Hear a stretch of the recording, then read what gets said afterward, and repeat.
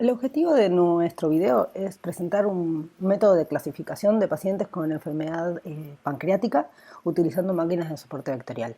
En un primer video vamos a explicar las nociones teóricas de las máquinas de soporte vectorial y en el segundo video vamos a explicar un caso de implementación, en este caso la clasificación de un tipo de pacientes con esta patología.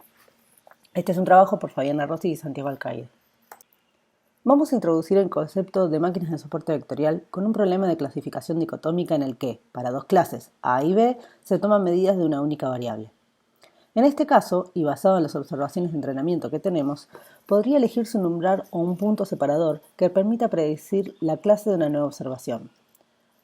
Valores menores a este umbral serán clasificados como clase A y mayores a este umbral como clase B. En este caso, por ejemplo, si se toma una nueva medida de una nueva observación, aquí marcada en amarillo, la misma será clasificada como clase B, dado que es mayor al umbral o punto separador previamente fijado. A simple vista esto no tiene sentido, dado que una nueva observación es claramente más parecida a los datos de la clase A que a los datos de la clase B. Para evitar estos problemas, el umbral se fija a la mitad de distancia entre los dos puntos más extremos del borde de cada clase, resaltadas aquí en rosado. De este modo, la nueva observación pasa a ser clasificada como parte de la clase A, lo cual tiene mucho más sentido, y este tipo de clasificador se denomina por margen rígido. ¿Y cómo resulta esto para un problema de mayores dimensiones? Pensemos ahora en distintas observaciones de entrenamiento a las que se le midieron dos variables, x1 y x2. El vector de clasificación, en este caso, es una recta que permite separar las observaciones de cada clase. Como verán, hay múltiples rectas que podrían satisfacer la separación de las observaciones de ambas clases, pero debe encontrarse aquella que mejor permita generalizar la predicción ante nuevas observaciones. En este sentido, la recta punteada más oscura es aquella que satisface esta condición y es aquella que guarda mayor distancia entre cada una de las clases de nuestro problema. En tres dimensiones, el umbral de separación será un plano, y las clasificaciones de nuevas observaciones serán en función de qué lado del plano caigan. Para mayores dimensiones puede extrapolarse el razonamiento, pero claro está que no podemos graficarlo. Volvamos por un momento al ejemplo en dos dimensiones. El clasificador de los clústeres será una recta que representa el hiperplano separador que se utilizará para clasificar nuevas observaciones. Las líneas sólidas representan los márgenes rígidos de dicho hiperplano separador, y los mismos, tal como fuera nombrado anteriormente, se corresponden con los valores más extremos de cada clúster. El objetivo de Support Vector Machines es encontrar el hiperplano que maximice el margen o distancia entre cada clúster. Este clasificador se define con una función de W y B dadas las observaciones, en donde nuevos puntos serán de la clase A si la combinación lineal esta es menor o igual a cierto valor, y mayor de la otra clase si es mayor o igual a este otro valor, siendo M el margen tal que las observaciones estén lo más separadas del hiperplano posible. El M se fija según los valores de cada clúster que estén más cerca del hiperplano separador, aquí marcados en color amarillo, y por convención se les asigna el valor de 1 y menos 1. Es decir, que las observaciones de la clase B que se encuentren sobre el margen tendrán un valor de 1 y la observación de la clase B tendrá un valor de menos 1.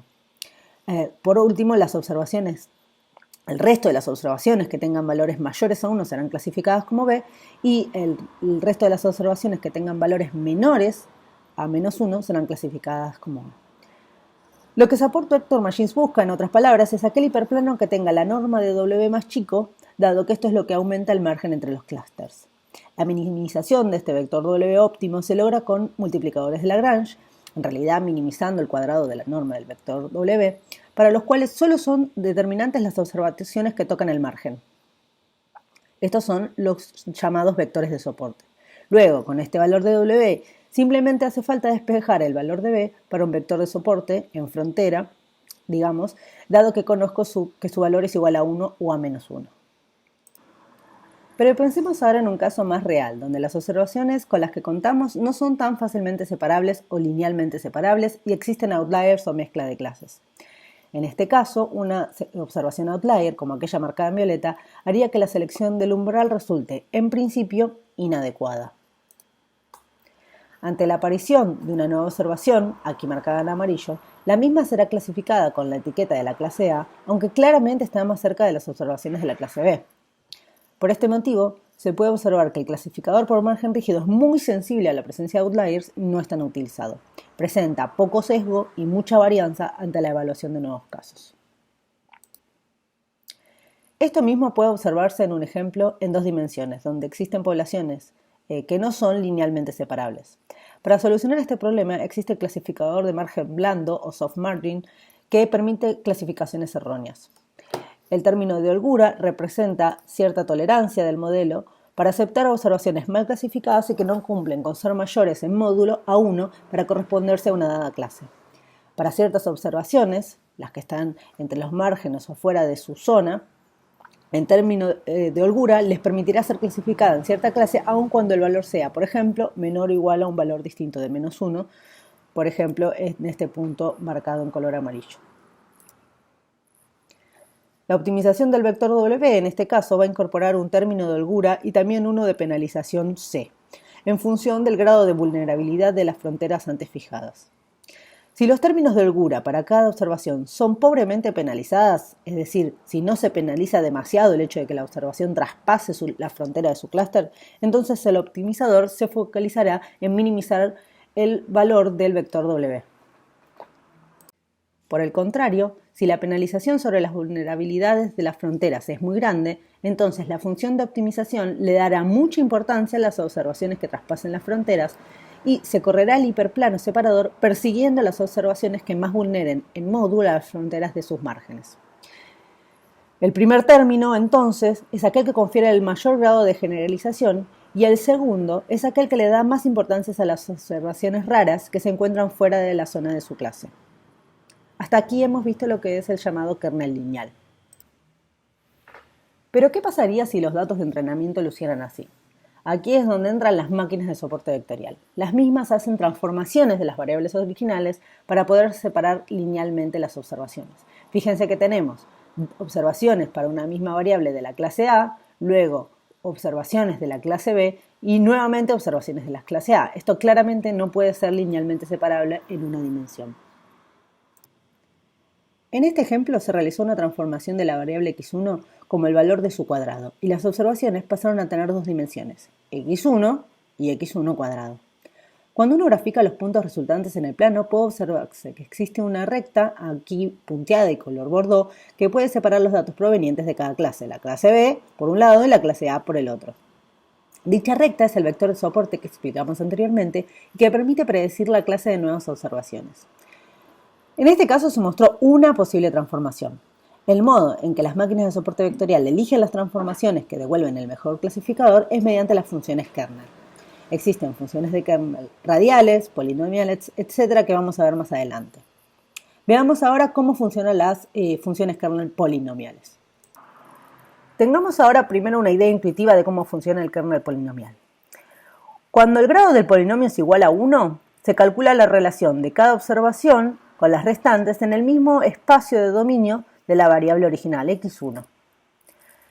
Siguiendo el ejemplo de la diapositiva anterior, cuando el grado del polinomio es igual a 2, se puede ver que ahora lo que se calcula es la relación de cada observación con las restantes en este nuevo espacio definido por x1 y x1 cuadrado.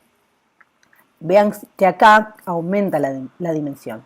Y en cada caso las relaciones, estas que se van encontrando, son utilizadas para encontrar el clasificador más adecuado. D se encuentra por validación cruzada.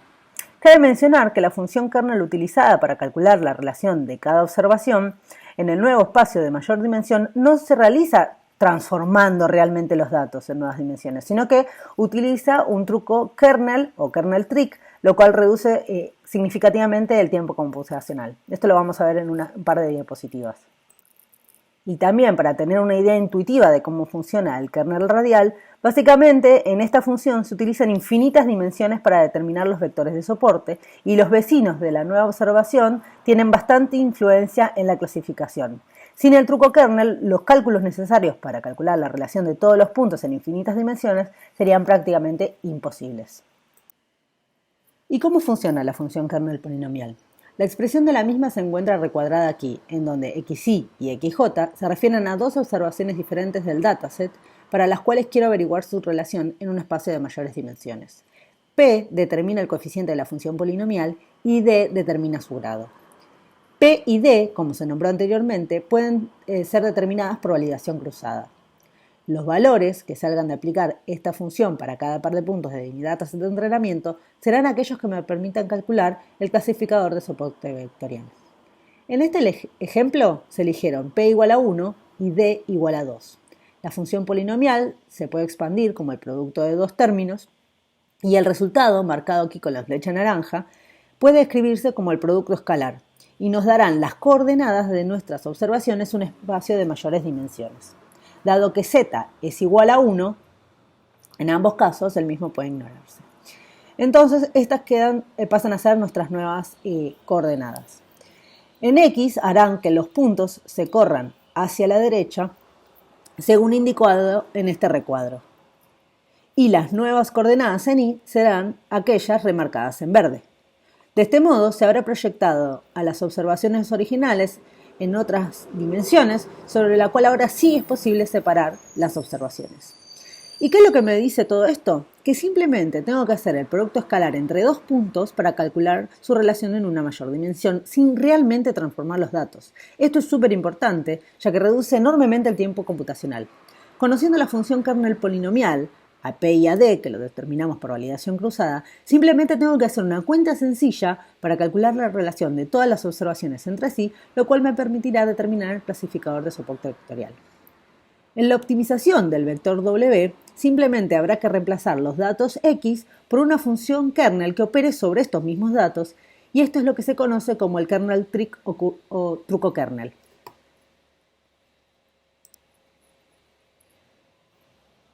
Y veamos ahora cómo funciona la función radial. Como dijimos anteriormente, la función de kernel radial utiliza infinitas dimensiones para determinar los vectores de soporte. Al igual que la función polinomial, xy y xj representan dos observaciones diferentes.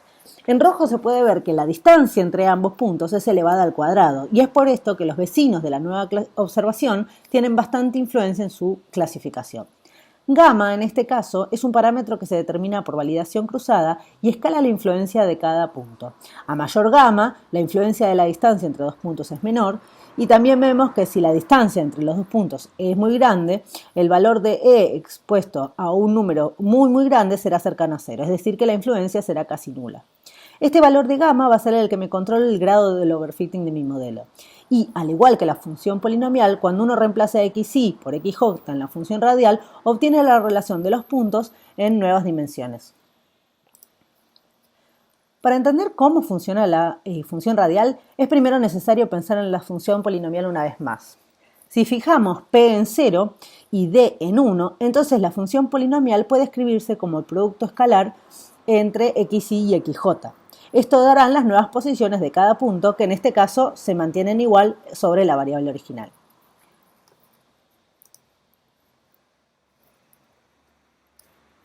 Cuando d es igual a 2, cada observación tendrá una nueva posición que será el cuadrado de su posición original. Y para d igual a 3, las nuevas coordenadas serán el cubo de las posiciones originales. Es decir, que asignar un valor de p igual a 0 y asignar distintos valores de d, lo único que hace es cambiar la posición relativa de los puntos en el eje original y deja los datos en esta misma dimensión en la que se encontraba, que en este caso es la de la variable x1.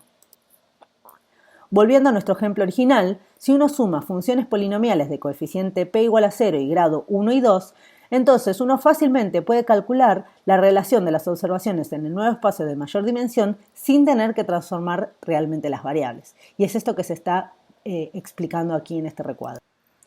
Si uno ahora agregara otro polinomio más de grado 3, entonces cada nueva coordenada tendría 3 dimensiones. La función kernel radial hace exactamente esto, va agregando funciones polinómicas de p igual a 0 y d hasta el infinito y finalmente obtiene las coordenadas de todas las observaciones para infinito número de dimensiones. En el siguiente video vamos a ver aplicaciones de las máquinas de soporte vectorial, los usos y las ventajas y desventajas de los mismos.